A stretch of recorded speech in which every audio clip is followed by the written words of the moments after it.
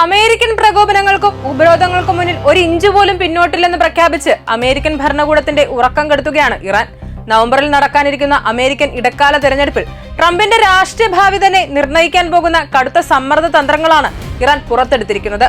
ലോകത്തെ ഏറ്റവും വലിയ സൂപ്പർ പവറായ അമേരിക്കയുടെ പ്രസിഡന്റ് ഡൊണാൾഡ് ട്രംപിന് വൈറ്റ് ഹൌസ് മന്ത്രിസഭാ യോഗത്തിൽ പരസ്യമായി ഇറാന്റെ പേരെടുത്ത് പറയേണ്ടി വന്നിരിക്കുന്നു. ട്രംപ് എത്രയൊക്കെ നിഷേധിച്ചാലും ഇറാന്റെ ഈ നീണ്ട പ്രതിരോധം അമേരിക്കയുടെ രാഷ്ട്രീയ കണക്കുകൂട്ടലുകൾ പൂർണ്ണമായും തെറ്റിച്ചിരിക്കുകയാണ്. വെറും 4 മുതൽ 6 ആഴ്ചകൾക്കുള്ളിൽ ഇറാനെ തകർക്കാമെന്ന് കരുതി യുദ്ധപ്രഖ്യാപനം നടത്തിയ അമേരിക്കയ്ക്ക് ഇപ്പോൾ 4ാം മാസത്തിലേക്ക് കടന്നിട്ടും ഇറാന്റെ ഒരു കോട്ട പോലും ഭേദിക്കാൻ കഴിഞ്ഞിട്ടില്ല. ദിവസങ്ങൾക്കുള്ളിൽ തീർക്കാമെന്ന ട്രംപ് വീരവാദം മുഴക്കിയ സംഘർഷം നീണ്ടുപോകുമ്പോൾ അത് അമേരിക്കയ്ക്കുള്ളിൽ തന്നെ വലിയ സാമ്പത്തിക പ്രതിസന്ധിയാണ് സൃഷ്ടിക്കുന്നത്. യുദ്ധത്തിന്റെ ആഘാതം കാരണം അമേരിക്കയിൽ ഇന്ധനവില കുതിച്ചുയരുകയാണ്. ഇത് വോട്ടർമാർക്കിടയിൽ വലിയ പ്രതിഷേധത്തിന് കാരണമായിട്ടുണ്ട്. സ്വന്തം പാർട്ടിയായ റിപ്പബ്ലിക്കൻ സഖ്യകക്ഷികൾ പോലും ട്രംപിന്റെ നിലപാടുകളിൽ അസ്വസ്ഥരാണ്. ജനപ്രതിനിധി സഭയുടെയും സെനറ്റിന്റെയും നിയന്ത്രണം അമേരിക്കൻ ഭരണകക്ഷിക്ക് നഷ്ടപ്പെടുമെന്ന ഭീതിയിലാണ് അവരിപ്പോൾ. ഇറാനുമായുള്ള ഈ കടുത്ത പോരാട്ടം അമേരിക്കൻ ആഭ്യന്തര രാഷ്ട്രീയത്തിൽ വലിയൊരു അട്ടിമറിക്കാണ് വഴി തുറന്നിരിക്കുന്നത്.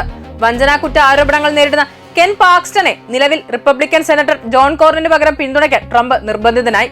ട്രംപിന്റെ വോട്ട് ബാങ്ക് ലക്ഷ്യം വെച്ചുള്ള ഈ നീക്കം പാർട്ടിക്കുള്ളിലെ ഭിന്നത പരസ്യമാക്കിയിരിക്കുകയാണ്.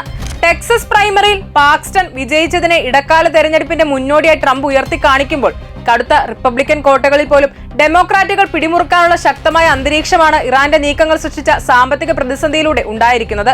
അന്താരാഷ്ട്ര തലത്തിൽ ഇറാൻ ഉയർത്തുന്ന കടുത്ത വെല്ലുവിളികളിൽ നിന്നും രാജ്യത്തെ ഗുരുതരമായ സാമ്പത്തിക പ്രതിസന്ധികളിൽ നിന്നും ജനങ്ങളുടെ ശ്രദ്ധ തിരിച്ചുവിടാൻ ട്രംപ് തരംതാണ തന്ത്രങ്ങൾ പയറ്റുകയാണെന്ന് സ്വന്തം പാർട്ടിക്കാർ തന്നെ ആരോപിക്കുന്നു.